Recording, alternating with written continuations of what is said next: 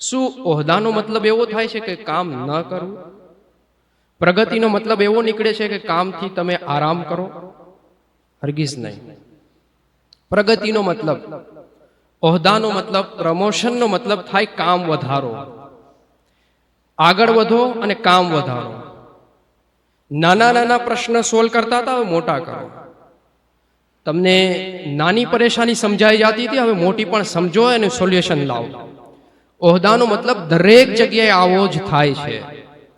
ચાહે કોઈ પણ સ્થળ હોય, કોઈ પણ જગ્યા હોય, કોઈ પણ ટાઈપનું કામ હોય, દરેક જગ્યાએ મસ્જિદ હોય, મદ્રસા હોય, રાજનીતિ હોય, કોઈ પણ જગ્યા હોય, ઓહદા, મનસબ, ફઝીલત, ઊંચાઈનો મતલબ થાય કામ, કામ અને કામ.